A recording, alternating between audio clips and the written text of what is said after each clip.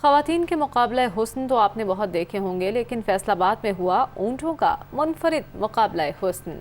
शेर दिल नामी ऊँट ने मैदान मार लिया। इस हवाले से मजीद बता रहे हैं नईम कैसर।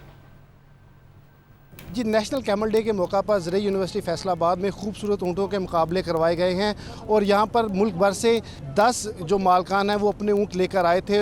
ये पाकिस्तानी नस्ल है ऊँटों की जो कि यहाँ पर मुकाबले करवाए गए हैं और शेर दिल ऊँट जो है इसने मैदान मार लिया है। 1417 केजी वज़न हुआ है इस ऊँट का। तो क्या इसको खिलाया जाता है, किस तरह इसकी परवरिश की जाती है, जो विनर हैं मोहम्मद फ़खर वो मेरे साथ मौजूद हैं। गुजरावाला से इनका ताल्लुक़ है, उनसे हम जानते हैं इस हवाले से वो क्या कहते हैं। ये मेरा ऊँट मडेचा नस्ल का, इसका नाम शेर दिल है, फर्स्ट आया है।